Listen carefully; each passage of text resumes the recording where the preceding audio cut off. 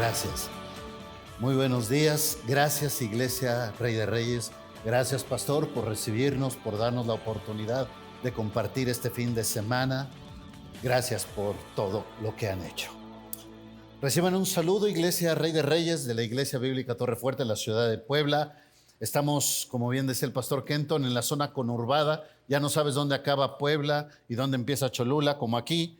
En los municipios conurbados ya no sabes dónde acaba Guadalajara y empieza Zapopan, ¿verdad?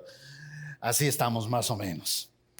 Muy bien, pues vamos a iniciar en esta mañana y quiero compartir un tema que está en mi corazón.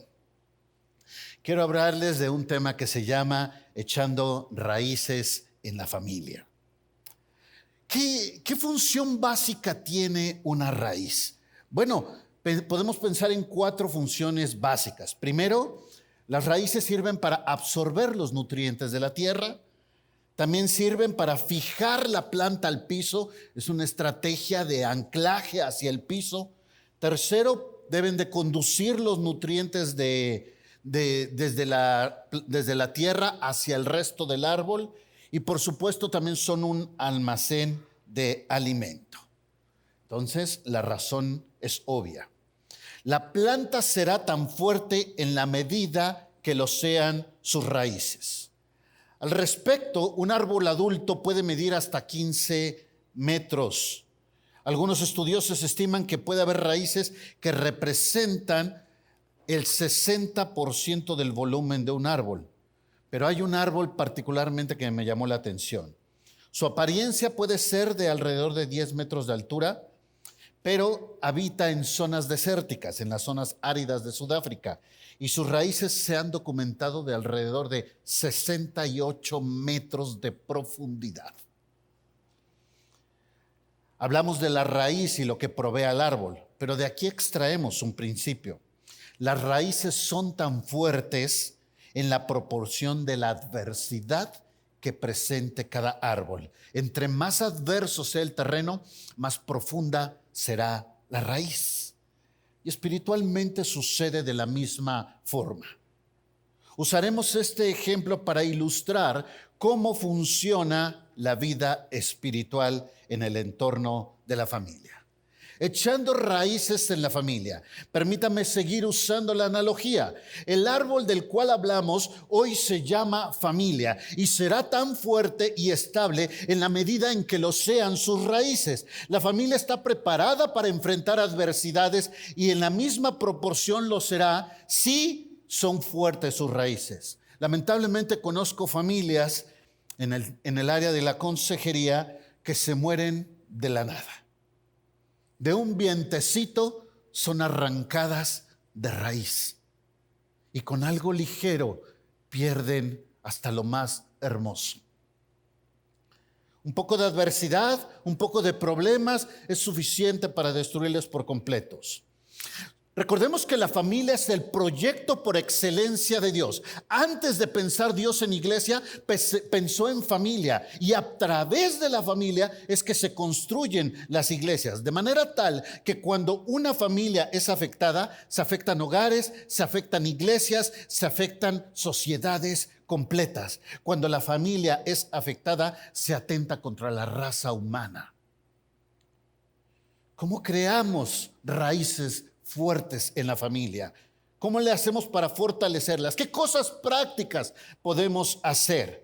Bueno, intentando dar respuesta a ello, es que quiero compartirles 3 principios. Primero, algunas consideraciones.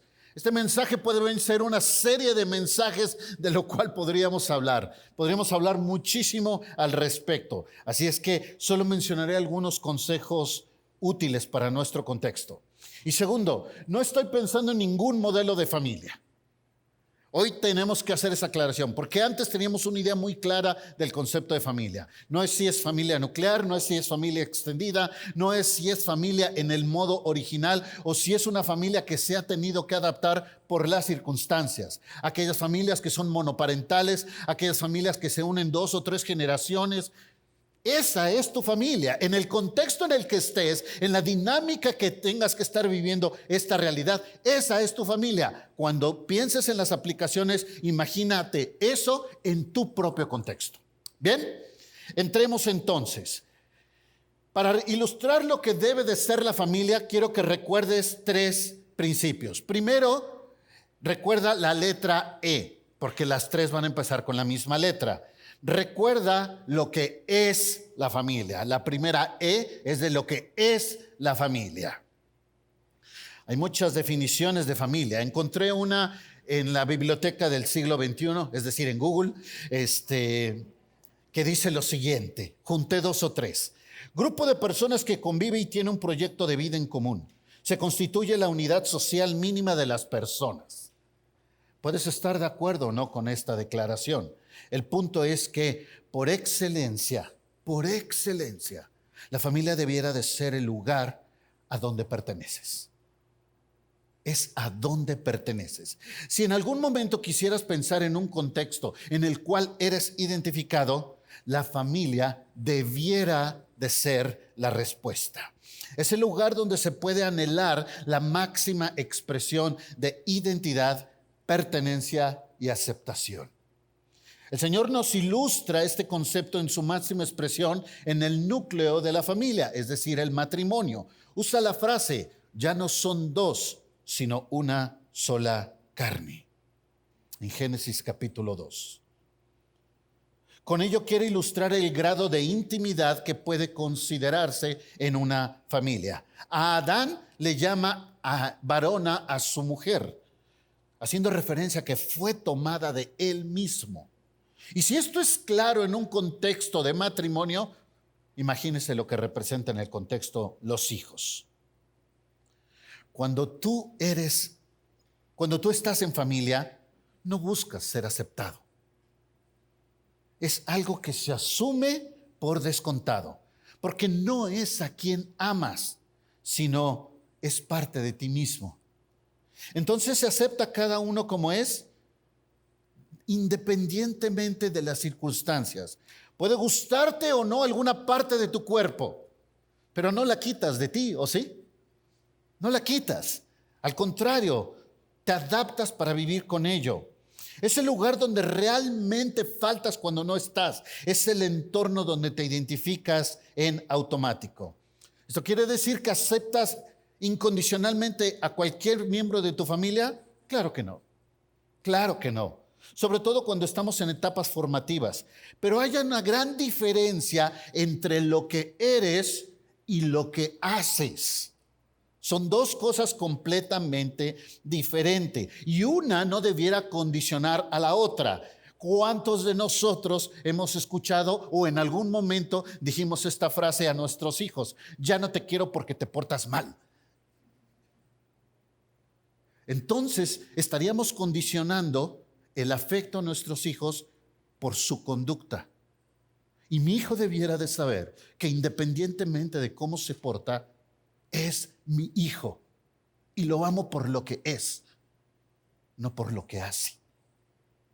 Hay una gran diferencia entre estas 2 cosas. Yo podría disciplinar a mi hijo en amor, estando bien con él, en dominio propio y no castigándolo, desquitando mi enojo, mi ira y mi desprecio. Son 2 cosas completamente diferentes.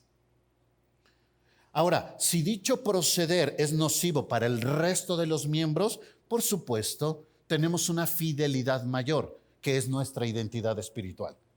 Si algún miembro de tu familia atenta contra el resto de la familia, tú tienes que ser considerado en ese aspecto. ¿Por qué? Porque tu identidad espiritual primero es en el Señor y después con tu familia. ¿Se recuerdan cuando Jesús estaba predicando y llega a su familia y le dice, te busca ya tu mamá y tus hermanos? ¿Y qué dice Jesús? ¿Quién es mi familia? ¿No es él mi hermano? ¿No es ella mi hermana? ¿No es ella mi madre? Porque está diciendo, la identidad es mucho mayor hacia el área espiritual. Y esto lo digo con todo respeto. Yo no sé cuál es tu contexto familiar. Hemos testificado con la iglesia. Nosotros, en nuestro entorno, mi esposa y yo somos los únicos creyentes de ambas familias. De todos los hermanos, familia de mi esposa y de toda la familia de un servidor, ninguno es creyente. A todos les hemos testificado, a todos les hemos compartido y hay 3 o 4 que están ya cerquita del Señor y el Señor está preparando el terreno. Pero hoy en día ninguno de ellos es creyente. Entonces, nosotros tenemos que encontrar en muchas ocasiones nuestra verdadera familia en el entorno de nuestra iglesia. ¿Por qué? Porque la familia secular no entiende de lo que estamos hablando. La familia secular no logra captar la dimensión de un compromiso espiritual. Y es una realidad con la cual tenemos que luchar. Gloria a Dios por las iglesias. Gloria a Dios por Rey de Reyes, porque si tu familia sanguínea no es un lugar en donde tú te sientas aceptado, en donde tú te sientas a gusto, en donde tú te sientas perteneciente, aquí tienes un lugar donde tienes una familia. Esta es tu familia. Hace algunos años tuvimos la oportunidad de venir a Guadalajara y estar aquí compartiendo en la iglesia por 4 años trabajando. Toda nuestra familia se quedó en Puebla. Y les decía a los hermanos, no extrañé a mi familia porque el Señor me dio otra familia aquí en Guadalajara. Así que te pido, regresa cuando eras pequeño e investiga. ¿Cuándo eran esos momentos de vulnerabilidad? ¿A dónde corrías para ser consolado? ¿Con quién podrías ser tú mismo? ¿Cuáles eran las actividades que disfrutabas? Y si ahora que eres mayor, te pregunto, ¿con quién puedes contar en los momentos difíciles? ¿Tuviste un accidente? ¿A quién llamas? ¿Vas a hacer una fiesta? ¿Quién no puede faltar? Esa es tu familia. Esa es tu familia. Considera no solo la familia en la sangre, porque Dios en su misericordia ha provisto una dimensión mucho más grande. Dice el proverbio que en ocasiones el amigo es más cercano que un hermano. No te aísles de tu familia.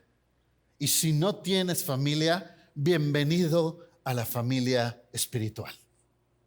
Y te puedo asegurar que vas a tener mucho, pero mucho más de lo que te imaginas. Porque dice el Señor que Él te puede proveer no solo lo que necesitas, sino lo que tiene la capacidad de satisfacerte. Porque la voluntad de Dios es buena, agradable y perfecta. Segundo aspecto. Recuerda lo que enseña la familia. Segundo aspecto, lo que es primeramente, ahora recuerda lo que enseña la familia. La familia por excelencia es donde instruyes aquellos valores importantes en la vida, no solo los valores espirituales como lo leímos hace un momento en Deuteronomio capítulo 6, sino todos aquellos conocimientos y condiciones necesarias que serán fundamentales para enfrentar la vida. La enseñanza verbal es sumamente importante, pero todos sabemos que la verdadera enseñanza se transmite por medio del ejemplo. En las familias se establecen las relaciones más importantes. Por ejemplo, tu relación con Dios la aprendiste en el entorno de la familia. En la medida en la cual fue percibido Dios y esa relación con Él, los miembros identificarán si esa relación es real, si es convenenciera, si es religiosa o cualquiera que ésta sea. Y se reacciona de alguna forma al respecto. Yo no tuve ese privilegio. Yo no tuve la oportunidad de que mi padre me instruyera en la fe. Pero en ese momento me recordó el Señor, yo soy Dios de huérfanos. Y me tomó como su hijo. Y me instruyó y me enseñó. En el entorno de la familia también se enseña la relación con las autoridades. Los hijos aprenderán la relación con las autoridades como la lección más poderosa en la figura de los padres. El mandato bíblico es honra a tus padres. De la misma manera nos instruye a hacerlo con las autoridades. Romanos capítulo 13 es un claro ejemplo. Papás, No rehúsen a ser padres por convertirse en amigos. Amigos pueden tener muchos, padres solo ustedes. No rehúsen el privilegio de ser padres por ser cuates. Yo a veces veo hijos que platican y se relacionan con sus padres como si fueran iguales. Y yo no estoy hablando del cariño, yo no estoy hablando de la confianza, estoy hablando del respeto, de la autoridad y del el liderazgo que ejerce el padre, los padres. Cuando un hijo aprende esa relación adecuada en el entorno de la familia, no va a tener problemas para relacionarse con las demás autoridades. Pero cuando el hijo no aprende eso en el entorno de la familia, va a luchar con las autoridades el resto de su vida. Y por eso hay hijos que son irreverentes con sus maestros, jóvenes que son irreverentes con la autoridad, personas adultas que no se someten en su iglesia, personas adultas que no se someten en su trabajo, que no entienden cómo funciona la dinámica con el gobierno. Son autoridades y son puestas por Dios. Y en el entorno de la familia es donde se enseña esta vinculación. También en la familia se enseña las relaciones con personas similares, es decir, relaciones simétricas, personas entre iguales. Los hermanos representan en la familia los primeros amigos, socios, compañeros y también en su momento son los primeros enemigos, ¿sí o no? ¿Cuántos no nos peleamos con nuestro hermano en alguna etapa de la vida? Y después de un ratito ya estábamos jugando de nuevo, ¿no? Es donde se aprenden muchas de las capacidades sociales necesarias, ya sean positivas como solidaridad y respeto, pero también las negativas como la explotación o la manipulación. Para los que son hijos únicos o tienen hijos únicos o tienen hijos con varios años de diferencia, más de 6 digamos, 5 o 6 años de diferencia, tú tienes 2 hijos únicos. Y si tú tienes esa condición, necesitas enseñar a tus hijos a relacionarse con otras personas de edades similares. No asumas que tu hijo tiene sociabilidad porque se puede relacionar con adultos. Él tiene que aprender a relacionarse con iguales. Entonces, los primos, los amigos, los vecinos, la iglesia es donde puede aportar eso para que aprendan a relacionarse con personas iguales a ellos. Es sumamente importante. Después crecen y no saben cómo relacionarse con otras personas. También en la familia se enseña a relacionarse con subordinados. ¿Has podido ver lo que representa alguien a tu servicio en algún momento? Bueno, esas capacidades de interrelación se aprenden en la casa. El hijo va a aprender a respetar a la persona que hace el servicio en casa porque tú se lo enseñas. Porque tú se lo enseñas. Y tú tienes que enseñar a tu hijo a hablar con respeto a las personas que están a tu servicio. ¿Por qué? Sencillamente porque son seres humanos creados a imagen y semejanza de Dios. Punto. Socialmente ponemos nosotros escalas. Decimos México no es un país racista, pero a veces ¿qué tal clasista? Los hijos tienen que aprender a tratar con respeto a las personas por lo que son, personas, punto. Todas estas influencias se verán reflejadas en los miembros. No necesariamente van a responder como tú quisieras. ¿Por qué? Porque recuerda que tú modelas una conducta, pero también ellos tendrán sus propias convicciones y tendrán que asimilar tu conducta o modificarla. Por ejemplo, el matriarcado o el machismo son modelos de familias de origen. ¿Cuántos de nosotros, por ser varones, nos sentábamos a la mesa y la hermana nos servía? ¿No estamos modelando con eso? ¿No le estás diciendo un mensaje muy claro al varón y muy claro a la dama?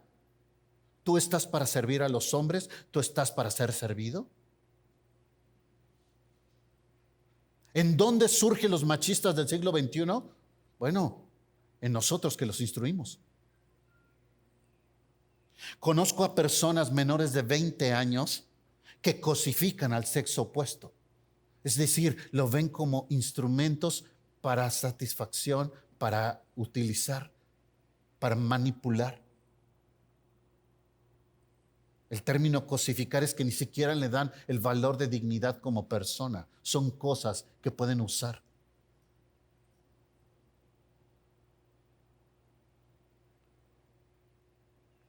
Tú establece tus propios intereses, valores y criterios, y a partir de ello ellos tendrán que formar sus propias convicciones. El anhelo de Dios es que nuestras convicciones estén sincronizadas con nuestra fe. Ese sería lo máximo. No necesariamente es así, pero anhelamos que así fuera, porque conozco a más de uno que es bien cristiano hasta que tiene un problema y le dice: a ver, Espíritu Santo, aguántame aquí tantito y ahí te voy en la carne.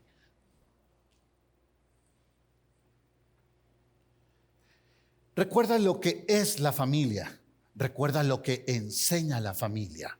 Tercer aspecto, recuerda lo que entrega la familia.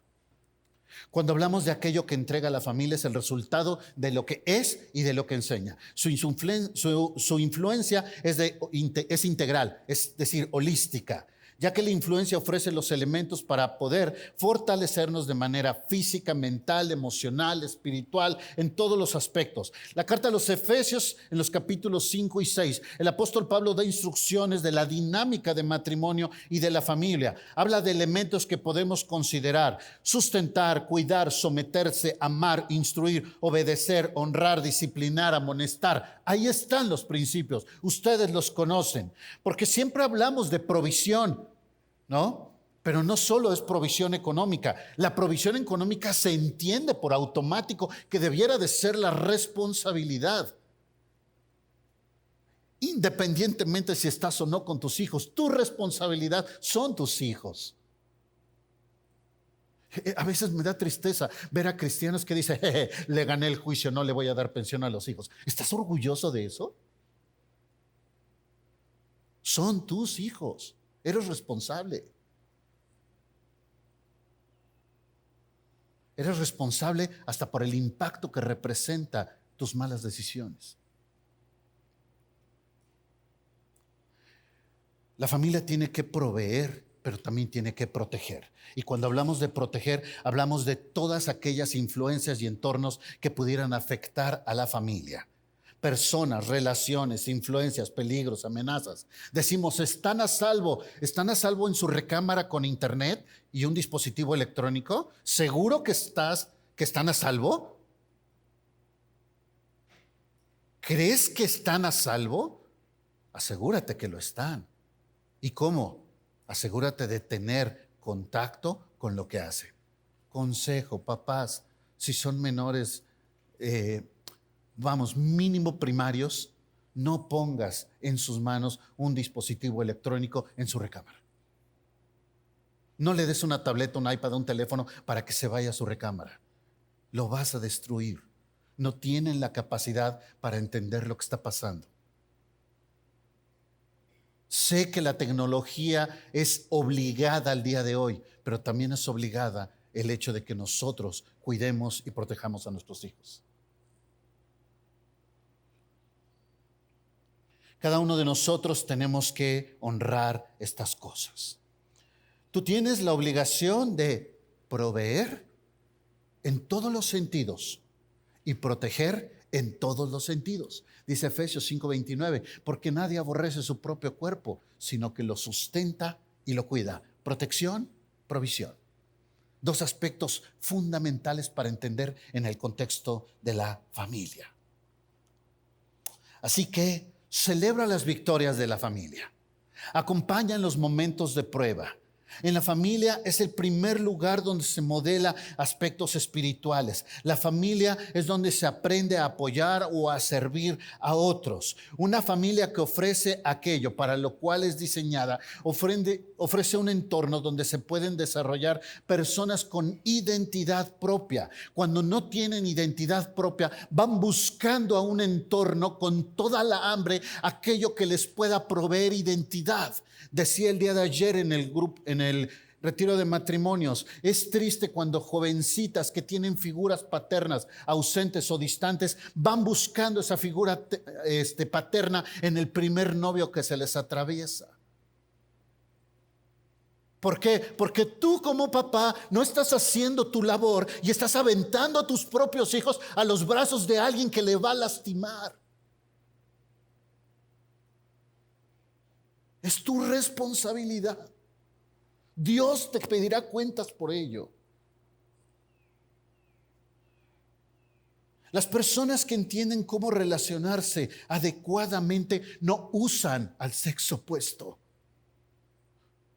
No son jóvenes que buscan a la primer señorita para saciar su identidad hedonista. No son hombres que buscan explotar a las personas. Son personas que entienden la dignidad y el respeto a otro ser humano.